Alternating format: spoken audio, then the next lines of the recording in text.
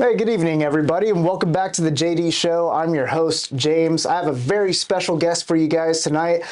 He is the CEO of Unity for Orphans, Joe Brandi. Thank you so much for coming on tonight, sir. Yeah, great to be here. Awesome, man. Well, yeah, genuinely do appreciate you coming on. What you do for kids out in the world, I think, is utterly phenomenal.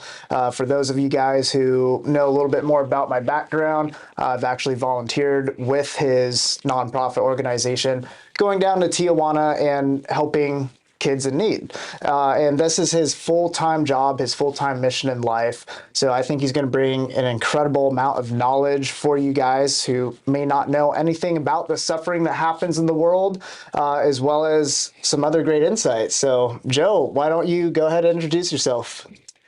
Where do you want me to start for the introduction? Well, let's start with like who you are as a person and what led you to start a 501c3 and help kids. Yeah, I'm a surfer. I love surfing. I'm from Northern California near Santa Cruz. Now I live in San Diego. And I'd surf all over Central America, Mexico, different parts of the world. And when I've been surfing, a lot of times it's in very poor areas. So we'll go and surf, experience the great waves, eat great food. And there used to be many times where when I'm leaving or I'm entering, I'd look just to the right or just to the left and see these poor girls and boys that, have tattered clothes. You can tell they're malnourished. They're in this little village. They have no opportunity for education.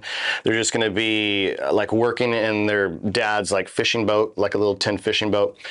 And an idea came into my brain. I'm like, what if we started English as a second language centers for these poor village children, like in Nicaragua, El Salvador? If we could start something like that and they want to step into a program like that, I believe it would change their life dramatically. Mm-hmm. And so I started just talking to people. It started in Nicaragua and go, hey, do you think any of these kids would want to learn English second language? Oh yeah, it'd be great. But then finding a teacher is a whole nother issue. To find somebody that's bilingual that has a heart to help out kids. And after many, many conversations and networking, we found our first English as a second language teacher in Nicaragua. And I would fundraise through our nonprofit to give her a little bit of a salary. And then she started a program 7 years ago in Miramar, Nicaragua, on Saturdays and Sundays for poor children to learn English second language. And when you become bilingual in a different country, especially developing or third world country, it jumps you out of your caste system like immediately. You immediately can become middle class. You're going to get the best tourist jobs. You're going to probably get a vision to go to college where you'd be the first generation of people that want to go to college because your mom and dad never did. So that's something that stuck in my brain. Another thing that I forget if it happened before or during is that I found myself one time in Florida. It's super humid there. I'm from California. I'm not used to the humidity. And I'll just go to see movies sometimes. And there's this dumb movie, but it worked at the time slot. Dumb movie is called Slumdog Millionaire. And I'm using sarcasm. And I normally don't like musicals. Maybe Grease or Fiddler on the Roof a long time ago. But I'm like, this time slot works. I go in, and within 10 minutes, it had me, and it just got my heart. It's a story of 3 kids, especially this one little girl. Some catastrophe happens, and they're orphans, and what happens to them. And this little girl ends up being sold as, she's like a sex prostitution, and she has no opportunity. And I felt God like moving on my heart going, whoa, this is real. This is a movie, but this is real. And I remember kind of just talking to him and just, God, do you really want me to do something for them? Because there's no money a lot of times in nonprofits. Mm-hmm. And I was like, okay, that was a strong movie. It made an impression, but I need more signs. And then I think it was within a month, I was having discomfort in my body. And I talked to a nurse friend. And they're like, you need to go, to the doctor. And they did ultrasound and everything. And I found out I had cancer. And this is like in 2008. And when you have cancer, it really makes you think a lot about life and death and all that kind of stuff. And I remember when they took me in for surgery, you're the only one that can go back. And I just felt like God saying, man, have you really maxed out for doing good in the world with the life I've given you? And I'm like, okay, that caught my attention too. Went through all that, radiation and whatnot. And then the final thing was I went to Kenya and I went in the slums, and there's like a 200,000 person slum called, I think it's in Kaburi or Kadar, I think it's Kaburi, I forget. And it's raw sewage everywhere. The smells are so bad. I literally had to put deodorant under my nose so I wouldn't throw up. And I'm in these tents with these older ladies, like a grandma figure. The parents are dead, and there's these, little boys, little girls, and they have no opportunity. And I just felt again this impression, like, what if I was born in this condition? Wouldn't I want somebody stronger or outside of my system to step into where I'm at to provide opportunity to have a more of abundant life? And all those things combined, I go, okay, I want to start a nonprofit that helps be a voice for vulnerable children, especially little girls, to have an abundant life that God wants for them. And what we do with Unity for Orphans is we don't just visit, like you were on a trip in Mexico with us where we go and visit orphanages for the day, but we raise money to provide part-time jobs for bilingual Nicaraguans, bilingual Ecuadorians, El Salvadorians, Panamanians that want to start an after-school program and help these kids become bilingual if they want to. If they don't want to learn the English, some people aren't great languages, even I'm not. Tutoring, like college-educated tutors that can help these kids get prepped for college, because the public education system for the poor is just horrible. And so it's tutoring, and then also, even when you get educated, if you've been abused or gone through trauma or rejection, you carry that stuff forever. And so we do find counselors that are local, university trained, that will also counsel these kids. So we start these after school programs in different countries, and we employ locals that can invest in these poor communities so that these kids can have more of an abundant life. Wow. Yeah. And what type of children are you usually getting at these orphanages you're establishing? Well, our name's Unity for Orphans. We work with orphanages in Mexico, but actually in the other countries, it's orphan prevention. So we try to help out the families. Normally it's a single mom with 3 or 4 kids.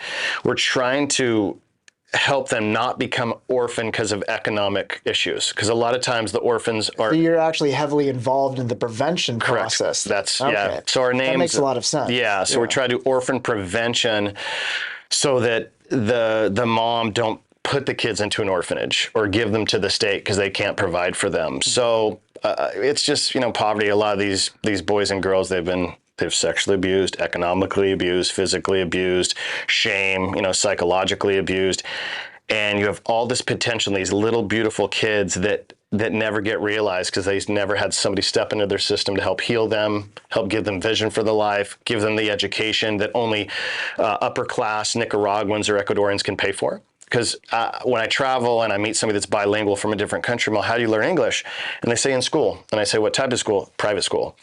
And to learn English in Colombia and Nicaragua and all this stuff, it's literally $100 to $200 a month. And the classes are normally in the city center. So kids that can't pay for that and live far from the city center, they have no access to become bilingual or have access to good tutoring platforms. So we help provide the platform, provide the structure, provide the teacher, provide the counselor so that they can step into that. Wow, that's a lot of logistics that goes behind that type of operation. Mm-hmm. And it sounds like you're almost dealing with two fronts. So in Mexico in particular, are you doing a lot of prevention ops, or are you doing more so like facilitating the needs inside the orphanages in Mexico? Mexico's a mixture because we're so close, San Diego, Tijuana, you're right there. So we started out in orphanages, and what we do is we have, I have a director there, and he has 7 part-time employees, and they go into midweek the orphanages to provide English second language tutoring and counseling. Because they're just, a lot of times the orphanage leaders, they're nice big gate, they're protected, they give them some food, but after that, that's all they got. They send them to public school, and it's normally the times they, get made fun of because their shoes are all old or they don't have a backpack, things like that. So within the orphanages, we take our program into the orphanages.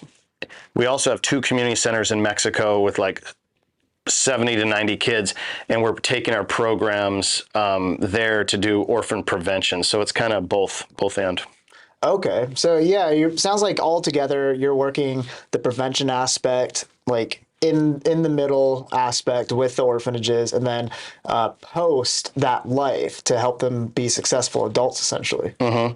Yeah, so that in their post life after the orphanage, they've had at least access to good education, counseling, and things like that. So that then when they look back after they're out of the orphanage, after they're 18, they can go, wow, I had an opportunity to get healing and empowerment.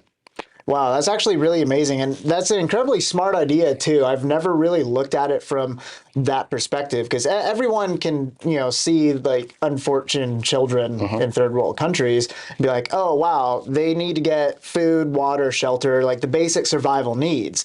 But it sounds like you and Unity for Orphans are going far above those steps and thinking more critically here of how you can help facilitate their own self-growth and success into adulthood, which is probably going to prevent a lot of them from becoming criminals, becoming drug addicts, a lot of suicide prevention. Getting pregnant super early. Getting pregnant super early. Because that's the opportunity that the girls see, is get pregnant, and be a mom. Right. Yeah, that comes down to like kind of those basic human instincts. The more far away you are from society, like a safe society, like where we live in the U.S., I feel like people are more inclined, well, women in particular, are more inclined to seek safety in that regards. So that's almost in a way empowering a lot of young women to be more independent. It is. It's actually, I still have a sister and we're older now, but deep in my heart, I love protecting little girls, little baby girls. And they're so vulnerable, and to give vision to these little teenage girls or younger that, hey, Unity for Orphans can provide future. I was just on the phone in with my Panama director yesterday, is providing college scholarships. Because a lot of these kids, even if they learn English and get tutoring, their family can't afford for them to go to college. And college is like $1,000 a year. It's really cheap. But then there's the taxi and all this and that. So we want to give, especially little girls, vision that you can go to university. You can have a better life. You don't have to just buy into the cultural norm of have a baby young and be a mom. Of course we love babies, but wait until after you have your education and you've stepped into there's so many stories of people like they could have been a great cook or they could have been a professional athlete, but because they had to work for their family at a young kid and sell gum on the street, they never were able to step into that life that was designed for them. So we're trying to provide, again, these transformation centers and after-school programs where they can receive this abundant, holistic education and step into I believe, God's design for them. Right. And, women and girls in third world countries are especially disenfranchised. It's not the same as we have here. Like, women are, at least equal, if not have more opportunities than men in the United States. But in those third world countries, you see a huge problem with, young women, sometimes even adolescents, going into forced prostitution, some type of sex work, even their families forcing them to go do that so they could go bring money back home to the family.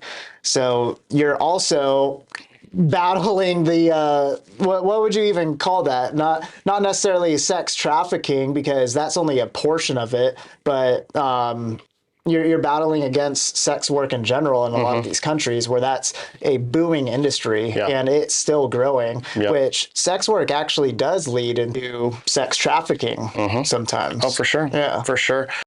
So again, the Slumdog Millionaire, with the story of this little girl that made such a strong impression, plus all the global statistics of the sex trafficking industry, and then also in Mexico, it is kind of just what you said, that sometimes poor families will just let older men have their girls a little bit because it brings money into the family, and they get traded like just cattle or whatever. So Unity for Orphans, of course we want to help boys too, but there's something about protecting little baby girls, and these girls, and helping do the prevention of sex trafficking. Really, we don't go rescue like there's the movie with Sound of Freedom Yeah. and Well, others. actually, Paul Hutchinson, the executive producer to that movie, I'm personal friends with. Nice. I feel like he's somebody that I should definitely get you in contact with because you've seen the movie, right? Like that's his whole operation is his team and his guys, like they facilitate the actual rescue operations so they could bring these children back into safety. And then I feel like there's probably a good path to connect what you guys do, even though it's very different, because overall, those children who do get rescued, they need to Yeah. rehabilitate and get the education and all of the benefits that your organization Yeah, brings. yeah, and the counseling and everything, and not have their family put them in that cycle again. So Paul and these other people that do black ops stuff, I'm friends with the Navy SEALs. I've often thought, let's create a little organization, go get them, but that's just not us. We're trying to do the prevention, and then even when kids get rescued, again, provide these after-school safe places so they can get healed and also get vision for their lives. Right. And that's equally important because, like you said, that prevents them from getting back into that cycle, which a lot of them end up doing just that, getting back into that cycle. Yeah, yeah. Sometimes I forget the metaphor, but if you're just looking, if you think reality is just right here, you don't realize, it's way further out, and there's all these different dimensions. Like I'm just thinking about food for my family right here, but providing again these consistent, safe, multifaceted community centers and teachers that want to build their life, it can help them think beyond just right here and to there. And how can I get to there? And it's actually going to affect my family. It's going to affect my community. So I keep having a vision, and we're focused normally in Central America, and we're going to a little bit of South America, primarily because I don't like to get on airplanes longer than like 12 hours, but is having these multi-purpose centers pop up all over these different countries. So we have one center and then two centers and 3 and 4 and 5 and then Uni 4. We call Education for Change. That's normally our program when it's in different countries. And so they can get an awesome education that's not provided by the government. And anybody that wants to donate can be part of that. And that's the thing, we need donors to help hire more teachers, hire more counselors, pay for the shelters where they can come get educated, because you have to have a building. Normally we use existing buildings, like we'll use a church or a community center or a school on the weekends. But a lot of times those, like the school in Nicaragua, like their toilet doesn't work. It's just so gross, man. And so we did a little building project so they can have a nice place to go to the bathroom and wash their hands. It's like those basic things. Yeah, and I actually saw that on the trip that I volunteered with you with. Yeah. Those bathrooms, man, a lot of them were just clogged, overflowing. Yep. Sanitation is, key to a child's success growing up because if they're constantly sick, they're not going to be able to learn.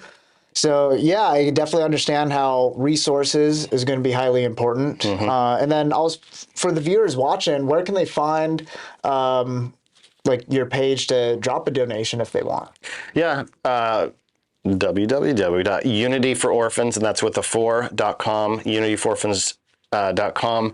I chose the 4 because, since you're asking, is the Fantastic Four, which are my least favorite superheroes, but I love superheroes, is the thought of people uniting for the sake of orphans. Superhero volunteers uniting to fight the darkness. So that's why I want to do the 4, it kind of stuck out. But that. Yeah, Unity for Orphans. Also, my football coach played football in high school. And in the fourth quarter, we always yelled out 4, 4, 4, like all of us would hold it up because we're not done with the battle. So really, this is a fight. I think, our past tagline used to be fighting for a brighter future, because it is a fight. Like, to even give money, like, I don't want to. I mean, even if it's not a large amount, like, I want to buy my mocha frappuccino, or I want to buy a new surfboard. So it's a fight just of generosity, or it's a fight of your heart, your heart, like open up your heart. It's painful sometimes when you get to know some of these kids and you're like, oh, but it's a fight to make yourself become a little bit less and make them become a little bit great. Your time coming to visit on a weekend, or maybe you want to come with me to Nicaragua. It's a fight to making these introductions. But I think when we're part of a mission that's bigger than ourselves, it gives us meaning and purpose, and we get lost in it. And again, Unity for Orphans. I'm trying to unite as many people as possible to join this fight to help these orphans and vulnerable children have a more abundant life. That's incredible. Yeah. Yeah, no, really. Thank you for what you do. Thank you. Not very many people have what it takes to actually do that. And I think your organization is amazing. We're definitely going to post links in the description section where you can find the donation page. As far as social media goes, where do you guys operate? Yeah, we're on Instagram and LinkedIn. Again, Unity for Orphans. What other ones are there? I have a social media team that does this, but Instagram, Facebook. Okay, okay. Yeah, I mean, we have a little We social can media tag team. those in the Yeah. description Yeah, too. we have all that. We have all that. But we are looking for social media influencers. I keep praying, I'm like, God, give us somebody that's like kind of an influencer, because, if we had somebody that's an influencer to come visit the kids and have an impression, you know how that can work, right? Right, That domino definitely. effect or butterfly effect. So Yeah, we do live in an attention economy today. No matter what your business is, you need attention on that business. Even if it's a charity, you still need attention in order for it to get noticed. And yeah, I can see how influencers or people within that industry who pay a little bit of attention to you guys, just make one simple post online can go a long way. Yep. That's why I try to share your content when I see it posted, and if I can, just simply put it on my story. That's instantly, 40,000 people who are potentially watching. My following's growing, and then your guys' following is growing too. Hopefully it could grow a little bit more the more we get your guys' name out there. But yeah, that's going to be a quintessential part of growing your organization, getting more attention. So I hope a lot of people watch this podcast and actually take action yeah.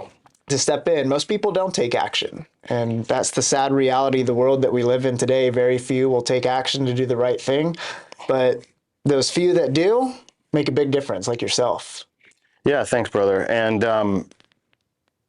I'm normally the ones that lead the trip. Again, if you're in LA or San Diego or wherever, we've had people fly from Pennsylvania and Vegas, because I've done this for 15 years. I can provide safe, just easy, turnkey guidance to go meet orphans and vulnerable children in Mexico and see our programs, experientially. Because some people's like, I don't want to go to Africa. It's like long, or I don't feel safe going to Haiti, but I have it all dialed, so we can help provide that too. That's amazing. Yeah, and those trips are really worthwhile too, because it does open up your eyes to seeing how other people live in the world.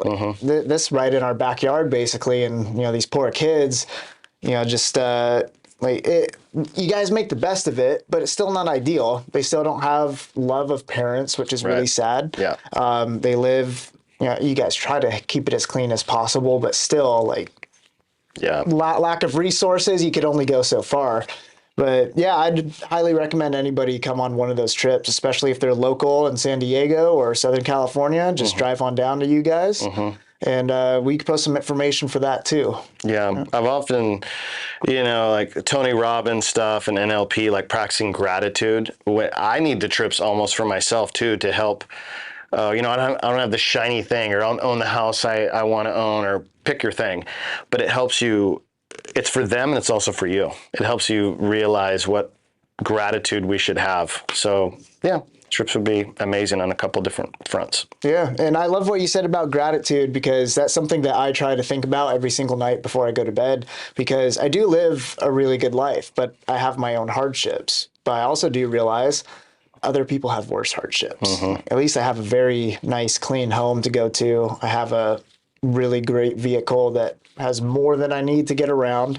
And sometimes it's hard to just be thankful for what you do have, and seeing what happens in other places, like where you support orphans. Yeah, that could be very eye-opening. Yeah. Well, Joe, thank you so much for coming on the show. Is there anything else you'd like to tell the audience? Maybe a piece of life advice or something else about what you guys do? Sure. I think, maybe this is too deep, but when I think about the cancer, and there's something about dying, or dying to yourself. Jesus says, I am a minister, by the way, but not to be too preachy. Jesus says when a kernel of wheat dies, goes into the ground, it can produce more fruit. And there's something about when you let go of what you think you have to have, you can provide life in abundance for other people. So I just think that holding on or analyzing your dreams of what you think you have to have, if you can let go of some of that, you can provide dreams to be realized for those that are less fortunate. That's amazing. So, yeah. Okay. Another thing of advice is some people say, I don't speak Spanish or I don't speak the language. Can I really do anything? And I don't know, some probably PhD in sociology or linguistics could, write about this, but there's something about that language of love, and looking in somebody's eyes and the smile that when we visit these kids, that love, that humanity connection, like transcends everything. Like, I know it's frustrating that people can't speak the language, but by you coming on a trip, by you stepping into this, love wins. Love wins. And I think we need to unite more people that have big hearts that want to spread love that can bring transformation to these kids. And when you do that, it's like you find yourself even more. It like ignites and births something inside of you that you didn't know you had. That's amazing. Yeah. Yeah, I love that. Well, again, Joe, thank you so much for coming on. Guys, that's it for today's episode. If you liked what you saw, please be sure to hit like and subscribe. Give me some feedback in the comment section. We're also going to make sure we drop all the information to Unity for Orphans for you guys to check out in the links below. So with all of that being said, we'll see you next time.